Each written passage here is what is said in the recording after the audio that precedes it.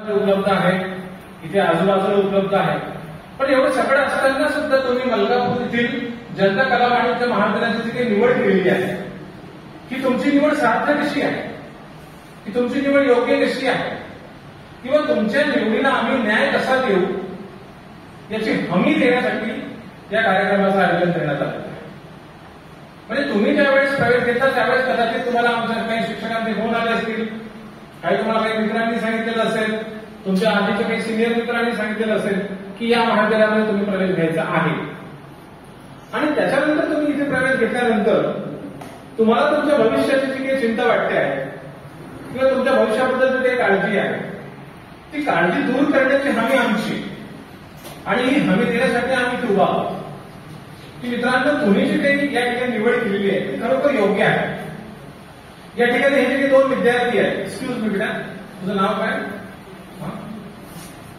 ज्ञानेश्वर इटणारे. आणि तुझं? ज्ञानेश्वर भोसले. ओके. या दोघं विद्यार्थ्यांना मी मगापासून बघतो आहे, गेल्या 2.5 तासापासून किंवा 2 तासापासून त्यांचा पेन आणि त्यांनी रजिस्टर उघडून ठेवलेलं आहे. इतक्या पोट तिडकीने ते नोट्स काढतायत. त्यांना माहित आहे की इथे काहीतरी आपल्याला चांगलं ऐकायला मिळणार आहे.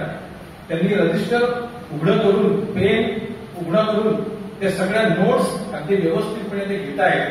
कारण काय की त्यांना असं वाटते की इथे काहीतरी चांगलं सांगितलं जात आहे आणि त्याची नोंद आम्ही केली पाहिजे. मी आजच सांगतो की या 2 विद्यार्थ्यांचं भविष्य अत्यंत उज्ज्वल आहे.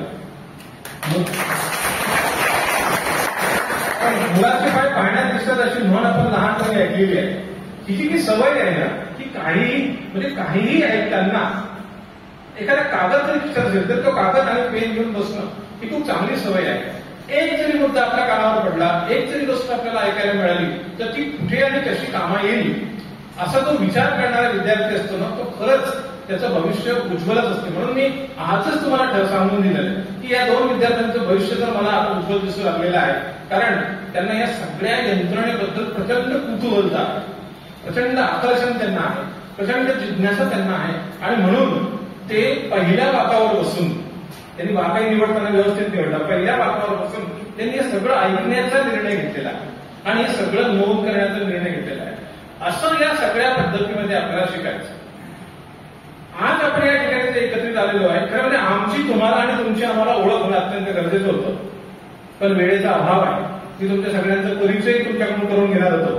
प्रत्येकाला जागेवर उभं राहून सांगणार होतो की प्रत्येकाने आपला परिचय द्या, आपलं नाव सांगा. त्याच्यातही बघा किती आपल्याला घाबरगुंडी उठते, किती विद्यार्थी आपलं उभं राहून पटकन नाव सांगतो, किती विद्यार्थ्यांना आपलं नाव सांगताना अडचणी येतात. आपण आपलं नाव काय आहे हे क्षणभर विसरतो की काय, अशी एक भीती आपल्या मनामध्ये निर्माण होते. आणि इथूनच मग तुमच्या मनातल्या सगळ्या भीती जाव्यात, तुमच्या मनामध्ये असलेल्या जी काही भीती आहे ती सगळी दूर व्हावी यासाठी हे कॉम्युनिकेशन आहे, यासाठी हे एकत्रीकरण आहे की तुम्ही आणि आम्ही वेगळे नाहीत. फक्त फरक काय, थोडा क्वालिफिकेशनचा आहे, थोडा अनुभवाचा आहे, थोडा वयाचा आहे. बाकी हम सब एक आहे, आपण सर्व एक आहोत.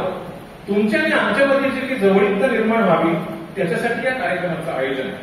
मला खऱ्या अर्थाने तुम्हाला आपल्या महाविद्यालयातल्या सगळ्या प्राध्यापकांचा परिचय करून द्यायला आवडेल की लेफ्ट डाव्या बाजूला जे बसलेले शुक्ला सर यांनी तुम्हाला यांनी सांगितलं, इंग्रजी विभाग प्रमुख आहे प्राध्यापक डॉक्टर SS शुक्ला सर. गेल्या 30 वर्षापासून या महाविद्यालयामध्ये इंग्रजीचं अध्यापन करत आहे. इंग्रजी वाङ्मयाचा आणि इंग्रजी भाषेचा अत्यंत चांगला अभ्यास सरांचा आहे. मला सुद्धा त्यांचं जे ज्ञान आहे त्याच्याबद्दल प्रचंड गर्व आहे. त्यांच्या बाजूला बसलेले प्राध्यापक डॉक्टर PN लढे सर आहेत. हे वाणिज्य विभाग प्रमुख आहेत. गेल्या 35 वर्षापासून या महाविद्यालयामध्ये ते वाणिज्य विभागामध्ये कार्यरत आहेत, प्राध्यापक पदावर ते कार्यरत आहेत आणि वेगवेगळ्या विद्यापीठाच्या प्राधिकरणावर त्यांनी काम केलेलं आहे आणि एक उत्तम शिक्षक म्हणून त्यांची विद्यार्थ्यांसमोर एक चांगली ओळखी आहे. त्यानंतर प्राध्यापक डॉक्टर भोगे सर आहेत. हे इंग्रजी विभागामध्ये कार्यरत आहेत. या महाविद्यालयामध्ये IQC सेल आहे, त्या सेलचं ते प्रतिनिधित्व करतात. अर्थात ते कोऑर्डिनेटरशिप म्हणजे ज्याला समन्वयक आपण म्हणतो त्याचं ते काम करतात. आणि त्यांच्या कार्यकाळामध्ये 2 NAAC या महाविद्यालयाने 2 NAAC सामोरे गेलेले आहेत. त्यानंतर माझ्या बाजूला आहेत प्राध्यापक डॉक्टर मोरे सर. हे आपल्याला इकॉनॉमिक्स शिकवतात कला विभागाला. हे सुद्धा गेल्या 20 वर्षापासून या महाविद्यालयामध्ये अर्थशास्त्र विषयाचं अध्यापन करतायत आणि अर्थशास्त्र विषयामध्ये गाढे अभ्यासक म्हणून या सरांची नोंद आहे, या सरांची ओळख आहे. त्याच्यानंतर पाठीमागे मगाशी आपल्या बाजूला बसलेले राज्यशास्त्र विषयाचे जे काही प्रमुख आहेत प्राध्यापक doctor R D Ingole sir आहेत. आपण बघू शकता doctor R D Ingole sir आहेत. गेल्या 35 वर्षापासून हे या महाविद्यालयामध्ये राज्यशास्त्र विषयाचं अध्यापन करत आहेत. त्याच्यानंतर त्याच्या बाजूला बसलेले आहेत प्राध्यापक वाय एस राजपूत सर. हे कला विभागाला हिस्ट्री विषय शिकवतात. गेल्या मला वाटते 14 वर्षापासून ते या महाविद्यालयामध्ये हिस्ट्री या विषयाचे अध्यापन करत आहेत. आणि मुख्य म्हणजे त्यांच्याकडे या महाविद्यालयातल्या एनसीसी विभागाचा प्रमुख भार आहे आणि या विभागाची जबाबदारी अत्यंत म्हणजे पूर्णतः जबाबदारीने ते सांभाळत आहेत आणि त्यांच्या नेतृत्वामध्ये खूप विद्यार्थ्यांनी एनसीसीच्या खूप चांगलं यश सुद्धा संपादन केलेलं आहे. त्यानंतर पाठीमागे बसलेले जे आहेत ते प्राध्यापक डॉक्टर के के पवार सर आहेत. ते क्रीडा विभागाचे आहेत. आपल्याला विविध क्रीडा विभागामध्ये जे काही सुविधा हव्या असतात त्या सुविधा पुरवण्याची जबाबदारी पूर्णतः घेतात. त्यांच्या समोर बसलेले आहेत डॉक्टर धुमाळे सर. हे आपल्या महाविद्यालयाचे ग्रंथपाल आहेत. तुम्हाला वर्षभर ग्रंथालयामध्ये जायचं जे काम पडेल त्या ग्रंथालयाची मदत सर्व सर आपल्याला करतील. त्यानंतर त्यांच्या बाजूला डॉक्टर योगेश सरदार सर बसलेले आहेत. ते इंग्रजी विभागामध्ये काम करतात. त्यानंतर समोर प्राध्यापक डॉक्टर सावजी मॅडम आहेत. मराठी विभाग प्रमुख आहेत. मराठी आपल्याला शिकवतात. त्याच्यानंतर डॉक्टर ज्योती इंगळे मॅडम आहेत. त्या सुद्धा मराठी शिकवतात. त्यानंतर शीतल तिरके मॅडम आहेत. त्या सुद्धा मराठी विषय शिकवतात. त्यानंतर प्रांजली क्षीरसागर मॅडम आहेत. या सुद्धा मराठी विषय शिकवतात. त्यानंतर प्रीती नापडे मॅडम आहेत. या वाणिज्य विभागात काम करतात. त्यानंतर अर्चना राजपूत मॅडम आहेत. यांचा विषय मुलींसाठी स्वतंत्र होम इकॉनॉमिक्स आहे. त्याच्यानंतर वृषाली मोहितवार मॅडम आहेत. त्या सुद्धा होम इकॉनॉमिक्स मध्ये शिकवतात. त्याच्यानंतर लढे मॅडम आहेत. त्या मराठी विषय शिकवतात आणि Rupali Ingale madam doctor Rupali Ingale madam आहेत. या सुद्धा कॉमर्स विषयामध्ये आहेत. त्यानंतर डॉक्टर माळी सर आहेत. डॉक्टर सुनील माळी सर हे सुद्धा वाणिज्य विभागामध्ये काम करतात आणि गेल्या अनेक वर्षापासून ते सेवा देत आहेत. हे माझं आत्ता कर्तव्य होतं तुम्हाला सगळ्या शिक्षकांचा परिचय करून देणं. तुमचाही परिचय करून देणं माझं काम होतं परंतु आता वेळेचा अभाव आहे. तर विद्यार्थी मित्रांनो हा इंडक्शन प्रोग्राम मध्ये प्रमुख हेतू आपल्याला असा आहे की या महाविद्यालयामध्ये नेमकं आहे तरी काय किंवा वर्षभर आपण काय करणार आहोत अपार्ट फ्रॉम टीचिंग आणि लर्निंग. अध्यापनाच्या या ज्या प्रक्रिया आहेत ही तर प्रक्रिया 11 ते 4 या वेळेमध्ये ते सुरळीत चालणारच आहे. त्याबद्दल काही शंका नाही. परंतु यामध्ये विद्यार्थ्यांना नाविन्यपूर्ण काही देता येते का?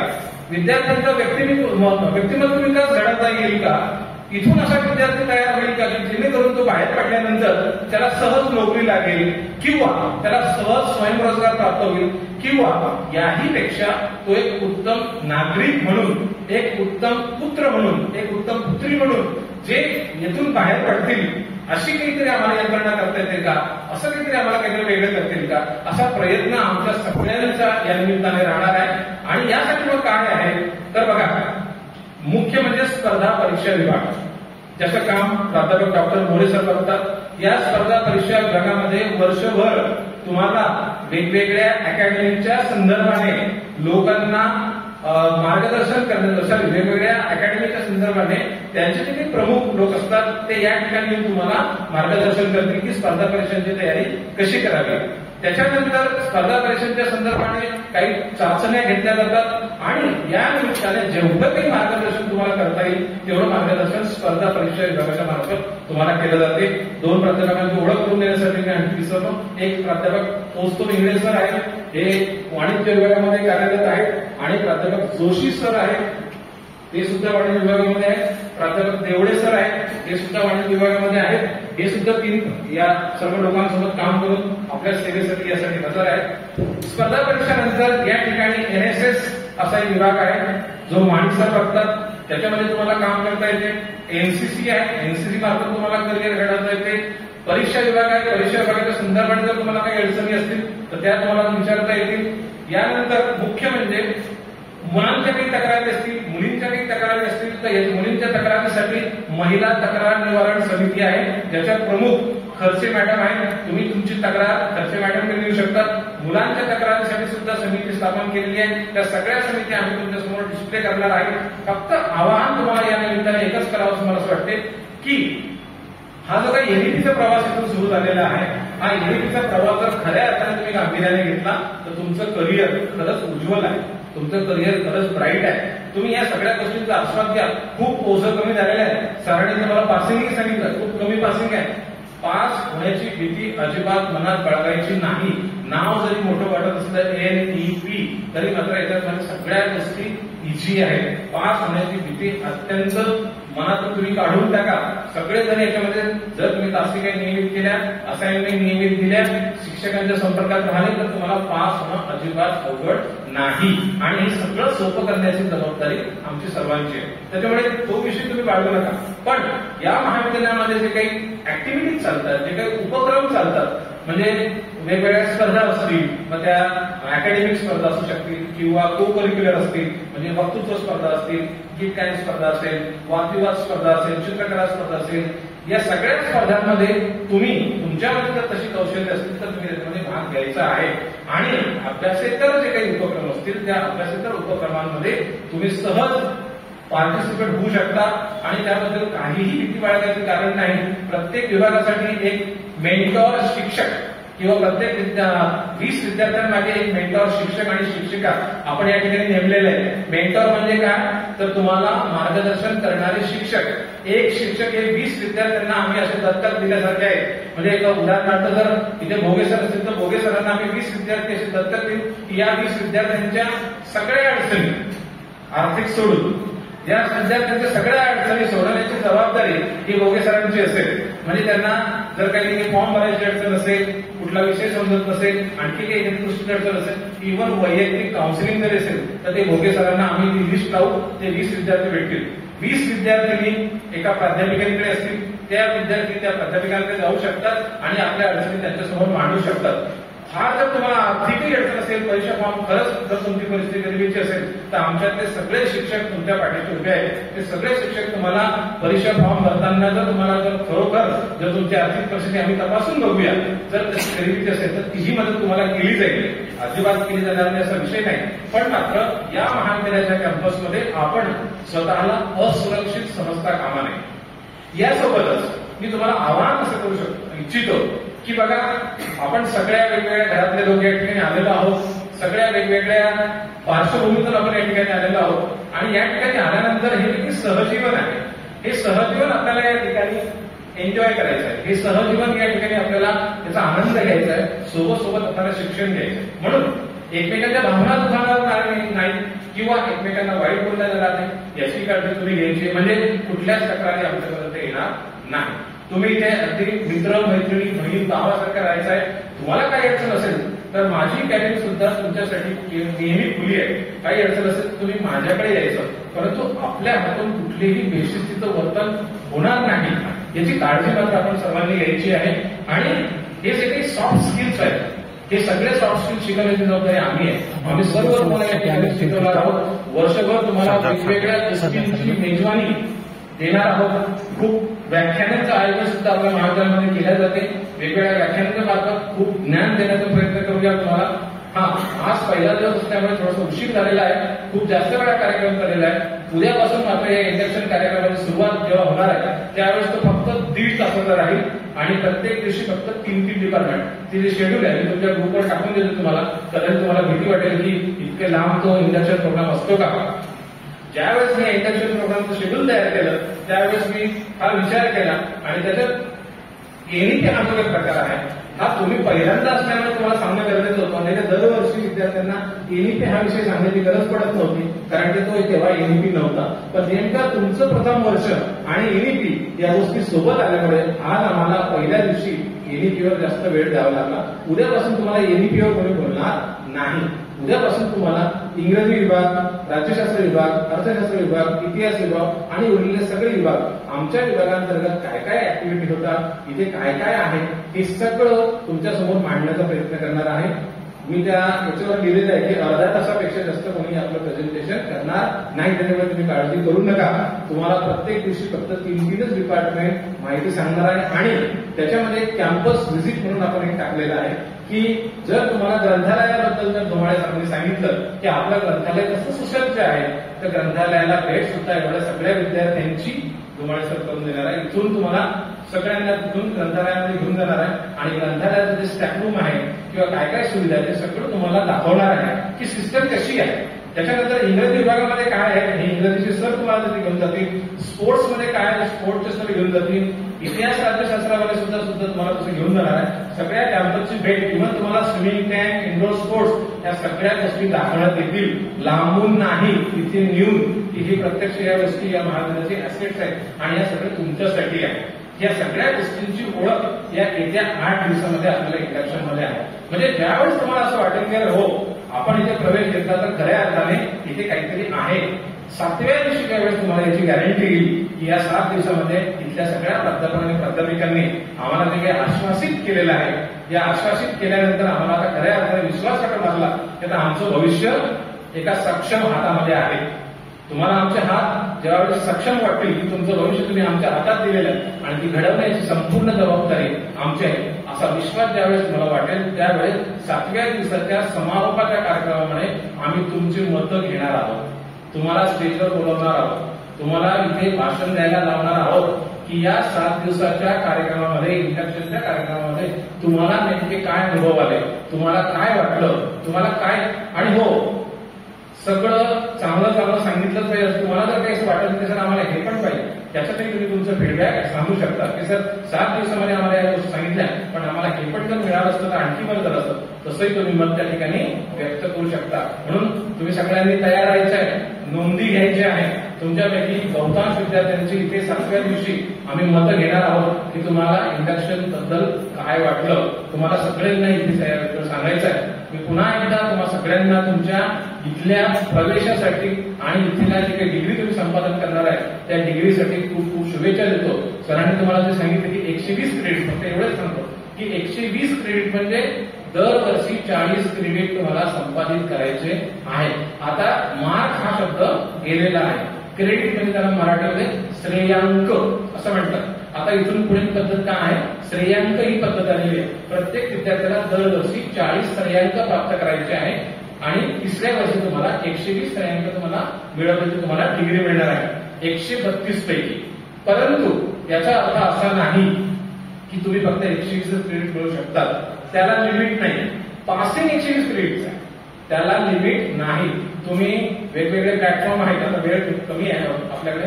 स्वयंचा प्लॅटफॉर्म आहे, एनपीटीईएलचा प्लॅटफॉर्म आहे, मूक्सचा एक प्लॅटफॉर्म आहे. त्याच्यावर कोणतेही कोर्सेस जर करून तुम्ही आणून दिले ते जर सर्टिफिकेट संबंधितांना दिलं तर तुमच्या खात्यामध्ये काय होईल 2 क्रेडिट वाढत चालतं. म्हणजे पहिल्या वर्षाच्या शेवटी तुमचं एबीसी अकॅडमिक बँक क्रेडिट हे किती पाहिजे पास व्हायला 40. तुम्हाला हे 60, 70, 80, 90 करता येऊ शकतात. कसे वेगवेगळे कोर्सेस करून. त्या कोर्सेससाठी तुम्हाला वर्गात बसायची गरज नाही. ते कोर्सेस तुम्हाला ऑनलाईन प्लॅटफॉर्मवर उपलब्ध आहे. त्याच्यानंतर करिअर कट्टा हा एक प्रकार आहे. त्याच्याबद्दल थोडं सांगतो. करिअर कट्टा सुद्धा मोरेसर चालवतात. करिअर कट्टा हा खूप चांगला उपक्रम आहे. त्या उपक्रमाकडे तुम्ही गांभीर्याने बघा. त्याच्यामध्ये सहभागी व्हा. 75 फ्री कोर्सेस आहेत. करिअर कट्टा या प्लॅटफॉर्मवर 75 फ्री कोर्सेस आहेत. ते फ्री कोर्सेस जर तुम्ही घेतले किंवा तुम्ही जर पूर्ण केले तर त्याचे सुद्धा 2, 5 क्रेडिट जर तुम्ही मिळवले तर तुमची अकॅडमिक बँक क्रेडिट बघा 40 वरून 60, 70 पर्यंत जाईल. आणि जो विद्यार्थ्याची अकॅडमिक बँक क्रेडिट वर्षाच्या शेवटी सर्वात जास्त राहील तो या महाविद्यालयातला सर्वात यशस्वी विद्यार्थी समजला जाईल. म्हणजे तो पहिला. याच्यातून पहिला दुसरा तिसरा कोण राहील ज्याची वर्षाच्या शेवटी अकॅडमिक बँक क्रेडिट पहिल्या वर्षी 40च्या पटीमध्ये किती वाढते 50, 60, 70, 80 त्याच्यानंतर किती वाढते आणि ती तुम्ही कशी वाढवतात त्यावर डिपेंड राहणार आहे. आणि ते काही पैसे नाही आणून टाकले म्हणून ते राहणार आहे सर्टिफिकेट्स. एक सर्टिफिकेट्स तुम्ही तयार करा आणि ऑनलाईन कोर्सेस बद्दल कुठलीही अडचण जर तुम्हाला असेल तर तुम्ही प्राध्यापक के.सी. इंगळे सर आहेत यांच्याशी संपर्क साधायचा, मोरे सरांशी संपर्क साधायचा आणि माळी सरांशी संपर्क साधा. ऑनलाईन कोर्सेसची सगळी माहिती तुम्हाला तिथून तुम्हाला मिळवण्यामध्ये यश येईल. आणि असे कोर्सेस जर तुम्ही मिळवले तेव्हा तुमचं कुठे 40+ तुम्हाला क्रेडिट जास्त मिळतील. मिनिमम 40 जरी असले तरी तेवढी भूक घेऊ नका. तुमची भूक ही जास्त क्रेडिटची असली पाहिजे. कारण 3 वर्षानंतर ज्यावेळेस तुम्ही मार्कशीट घेऊन बाहेर जाल त्यावेळेस तुमच्या मार्कशीटवर कोण काय करणार आहे की यांनी किती क्रेडिट मिळवलेले आहे. जर तुम्ही फक्त 120 क्रेडिट जर मिळवलेले असले तर याचा अर्थ तुम्ही आळशी आहात किंवा अल्पसंतुष्ट आहात. तुम्हाला फक्त काय केलेलं आहे, तुम्ही जेवढे पाहिजे तेवढेच क्रेडिट मिळवलेले आहे. पण तुम्ही जर 150, 160, 170 असे जर क्रेडिट मिळवले असेल आणि ते सर्टिफिकेट घेऊन जर तुम्ही मार्केटला गेले तर तुमच्याकडे बघण्याचा दृष्टिकोन इंटरव्ह्यूवर जे असतील त्यांचा बदललेला आहे. ते काय म्हणतील 120 प्लस यांनी किती घेतलेले 40, याचा अर्थ 40 क्रेडिटसाठी या विद्यार्थ्यांनी किती मेहनत घेतलेली असेल. मग तो विचारतील तुम्हाला की तुम्ही कशा कशातून मिळवले. मग तुम्ही सांगायचे की मी हा कोर्स केला, तो कोर्स केलेला आहे, त्याच्यानंतर एनसीसी एनएसएस आहे, स्पोर्ट्स आहे, खेळाचे सुद्धा क्रेडिट मिळणार आहे आणि अकॅडमिक सुद्धा क्रेडिट वेगवेगळे मिळणार आहे. त्याच्यामुळे आता तुम्हाला जागृत राहील किती वेळ आलेली आहे. शेवटचा एक पुन्हा सांगतो की महाविद्यालयामध्ये येताना सगळ्यांनी युनिफॉर्म मध्ये यायचं. बुधवार जो हा दिवस आहे, हा बुधवारचा दिवस तुमच्यासाठी युनिफॉर्म मध्ये तुम्हाला सवलत आहे. त्या दिवशी तुम्ही रंगीत कपडे घालू शकता. महाविद्यालयाचा जो युनिफॉर्म हा ऑक्सफर्ड क्लीन पॅन्ट आणि स्काय ब्ल्यू कलरचं शर्ट आहे. सगळ्यांनी लवकरात लवकर युनिफॉर्म शिवा, म्हणजे एक शिस्त आपल्याला महाविद्यालयामध्ये लागेल. आणि सगळ्यांनी सलोख्याने राहायचं आहे, आपसापसात प्रेमाने राहायचं आहे आणि वाद होणार नाही किंवा एकमेकांची मदत होणार नाही, या पद्धतीने सगळ्यांनी व्यवहार करायचा आहे. बाकी सगळ्या गोष्टी तुम्ही आमच्यावर सोडा, आम्ही तुमच्या मदतीसाठी या ठिकाणी तत्पर आहोत. येत्या काही दिवसांमध्ये 2-4 दिवसांमध्ये पुन्हा तुम्हाला सगळ्या गोष्टी माहिती. आपण सगळ्यांनी या सगळ्या गोष्टी शांततेने ऐकून घेतल्या, त्याबद्दल मी आपल्या सगळ्यांचं कौतुक करतो, अभिनंदन करतो, आपल्या करिअरला शुभेच्छा देतो आणि माझ्या शब्दाला विराम देतो. धन्यवाद.